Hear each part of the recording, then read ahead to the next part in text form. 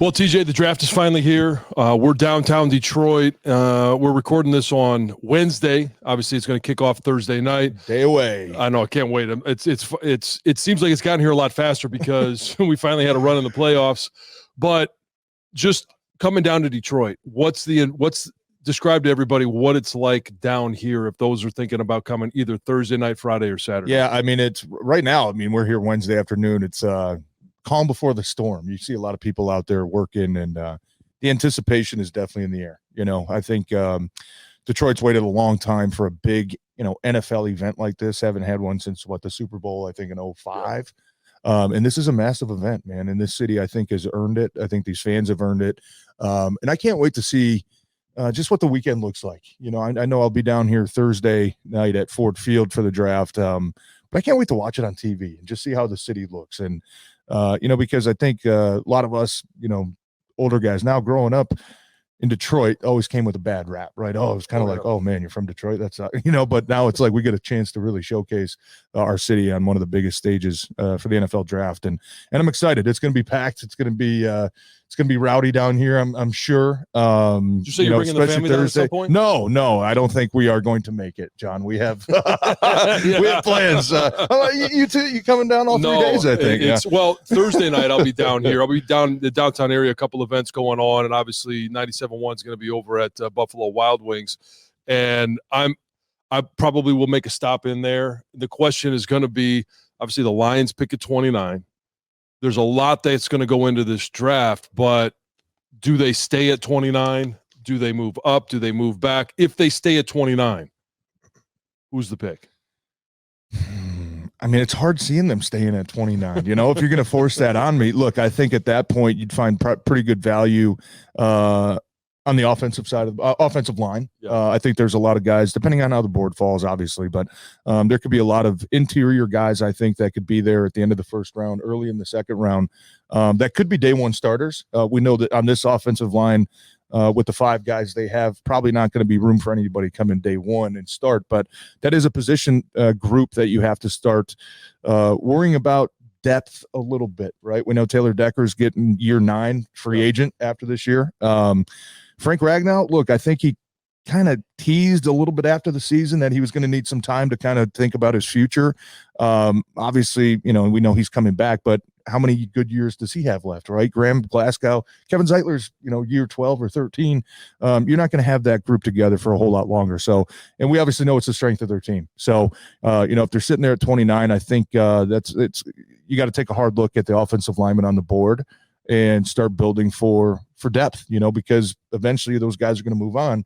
Well, the best way, we know they're trying to work their way into being one of those consistent contenders is to keep your strength a strength. And we obviously know that's on the offensive line. Yeah, and I mean, there's depth on the offensive line, and with Frank not knowing if he's going to make a full season. I mean, they've had injuries across the board. The only one that's consistently been there is Penei Sewell. Yeah. Everybody else has been kind of in and out, not for long stretches, but that's one. And Kobe Sorsdahl, we've talked about him, his development. Owosika is still on the roster, and he came in the NFC Championship game and played, I thought, very well. So they've got some guys that they can plug and play, but that top-end talent, if you're looking long-term, I think this is an opportunity. In the interior guys that are available in this draft, if they stay at 29, and I'm with you, I think they either move up to take a corner, and we could talk about some of those guys in a minute, or they try and move back to acquire some more picks. Yeah. But you also have to have a willing trade partner. Who is it that is going to be willing to trade with the Lions and give up that 15, 16, 17 pick or 20s, whatever it is, to move back to 29 versus the Lions moving back? They got to have somebody that wants to move into the first round and get that guy, that extra first round guy. And if there's a quarterback available, maybe that's one of them. But and it kind of seems like it's going to go one of two ways, where Brad Holmes and Dan Campbell maybe think, because we talk about it all the time.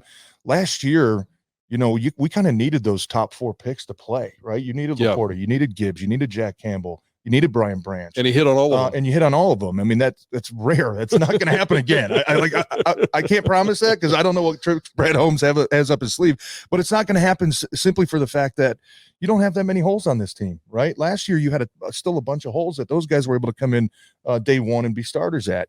Maybe in the secondary, maybe if you go the wide receiver route, you can get a guy in, maybe a pass rusher that can come in and be a part of that rotation. But there's not many holes. So I think you go one of two ways. If Brad Holmes, and look, his background, coming from the Rams, I mean, they're getting ready to make their first round pick in 7 years, right?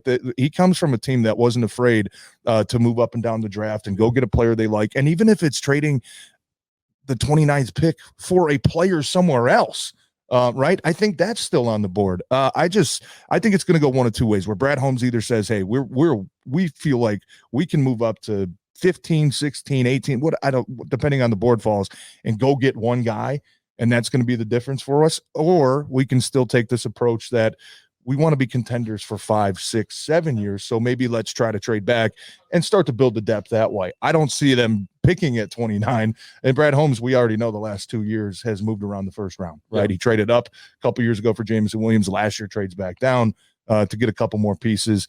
It's going to go one of two ways. I just don't see him standing pat at 29 and picking a guy. We know Brad Holmes likes to be a lot more aggressive than that. So if it's an interior lineman, I there's two guys that I really like because of their versatility. It's Zach Frazier out of West Virginia, but number one I think is Jackson Powers Johnson out of Oregon. He's both of those guys. If Frank is still in there, we saw Frank when he was drafted. He played guard, and then eventually moved to center, which is his more natural position.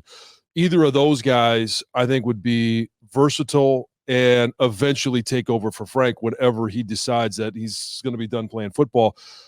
You mentioned a guy when we were together last night, Cooper Beebe out of, was it Kansas State? Yeah, Kansas State. What do you like about him? He's a mauler. I mean, he's a monster. You watch it on film, and I mean, he's just a mauler. You know, he seems like a Dan Campbell type of guy where he's just gritty. I mean, it's not always flashy with him, but you know, he fights and growls and just does the dirty work, you know, and gets the job done. I mean, I think that's obviously a characteristic that we know this organization really finds very redeeming, and try to seek out those guys. You know, probably not going to be a first round pick, but I think, you know, if we were talking in the situation moving down and maybe picking up some more picks in the second, he could be a guy that could come in and probably has the potential to be a day one starter, like Jackson Powers Johnson, like Graham Barton, like Zach Frazier, some of those other interior offensive linemen have that ability. So I think Cooper Beebe would probably be a guy in the second that you could look at. And look, Jonah Jackson, we know, was a third round pick a couple years ago, came in day one and started. He would be a guy that I think would fit in, you know, just characteristic wise into that offensive line room.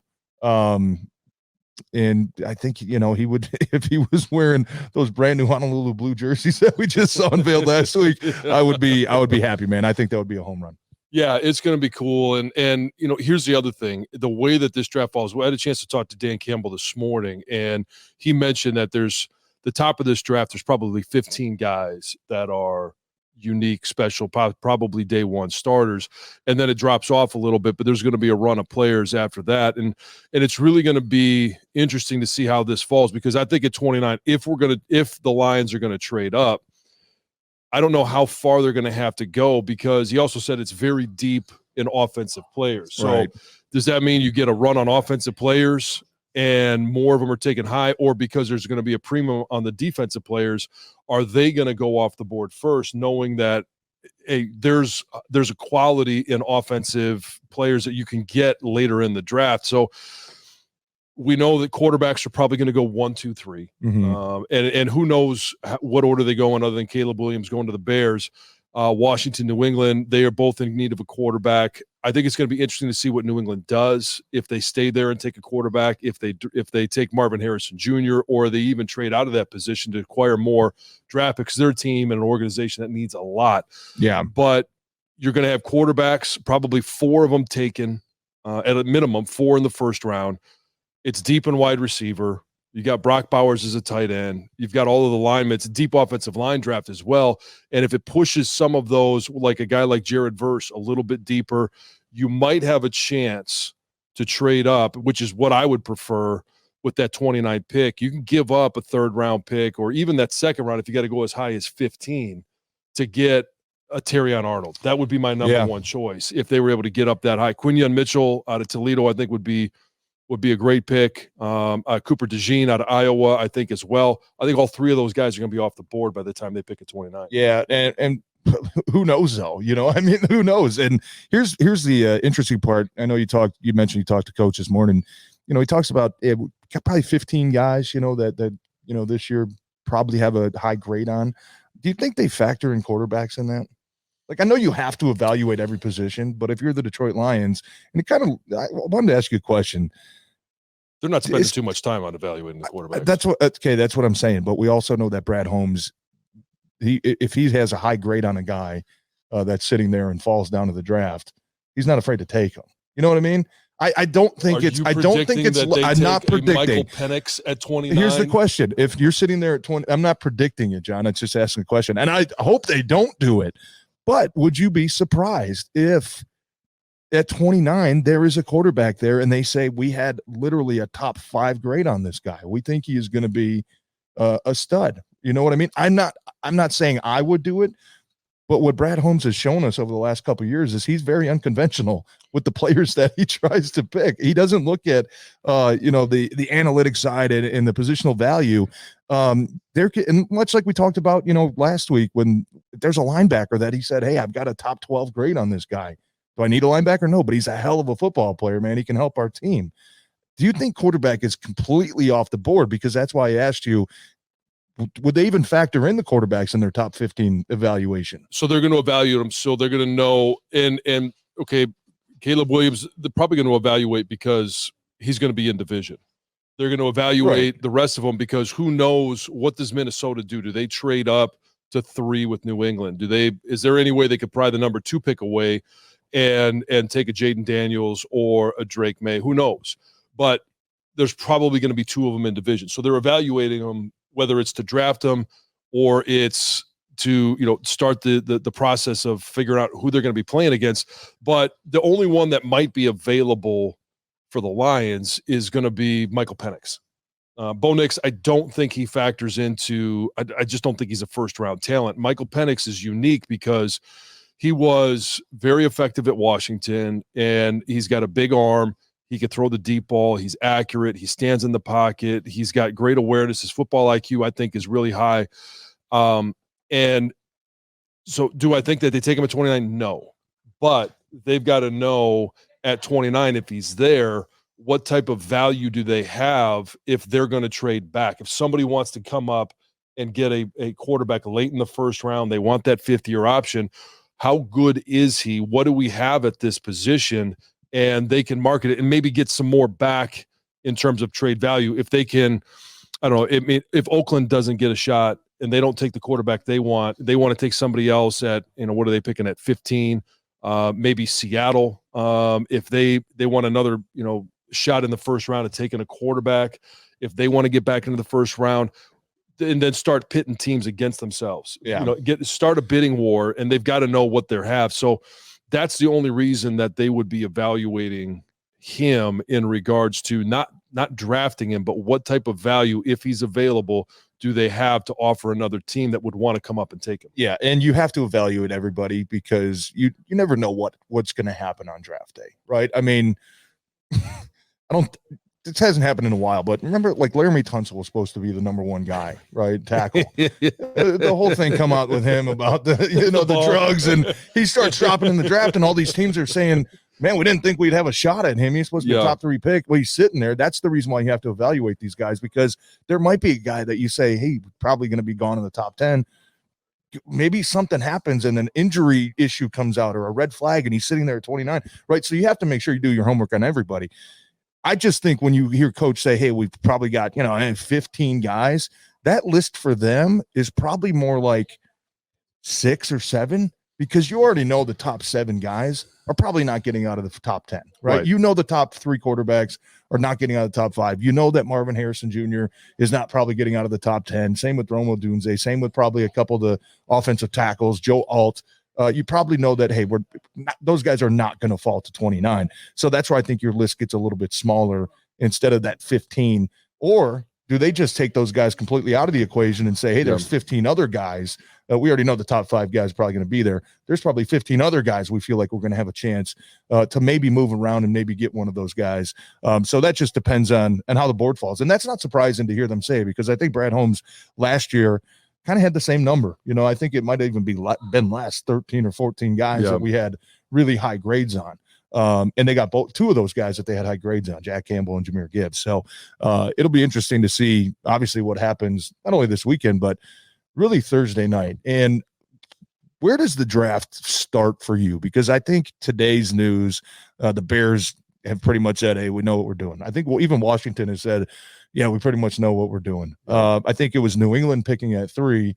Nobody really knows what they're going to do. The history, now I know Gerard Mayo's there now, but Bill Belichick was a notorious trade back guy. Just give me as many picks as possible, right? I'd rather have 15 picks than 3 premier ones. The draft for me might start with them, or it might start, I think, at even number 4 is Arizona, right? That might be the big domino that falls. Which teams are going to start moving around to maybe move up, maybe come up and get another quarterback. Maybe somebody wants to go up and really get Marvin Harrison Jr. That for me is where I think the draft starts at number 3, depending on what New England does. And that can start a lot of dominoes to how the first round is going to play out. So let me ask you this. And I mean, no matter what New England does, I think they're going to be right back here next year with a high pick because they need so much. So if you are Jared Mayo, you're in that front office, would you rather take what's a more sure bet? Drake May, JJ McCarthy, if Jaden Daniels goes and Caleb Williams is gone, those 2 quarterbacks, or Marvin Harrison Jr.? Like what do you think you could hit on better at number 3 if you stay in that position? Marvin Harrison Jr. And so, I mean, because I think that is New England would be the worst situation out of all the teams that are in a position for a quarterback to go to. Yeah, that would be a rough rookie camp, much like we saw with Bryce Young last year in Carolina. The team's just nowhere ready to win, right? Nowhere near ready to win yet. That would be a disaster, I think, for a rookie quarterback stepping into year 1 as a starter. Now they would build in a couple of years, but I'm just saying, at all 3 or 4 teams that are talked about, being linked with quarterbacks, that would be the worst situation by far. So that's my point. Is the draft certainly starts with New England, because if they decide to go out of the conventional thinking that they're going to take a quarterback and go with Marvin Harrison Jr. and start putting some pieces together so that when they're in this position next year, they can draft a quarterback that will be set up more for success. That they have some more of those pieces around. Yeah. Or here's the other option for New England is, Minnesota. They've put together a lot of draft capital, trading back into the first round already with 11 and 23. They've got 2 first-round picks. They could throw in some more, try and move up to 3 so that they know that they can get their guy. Yeah.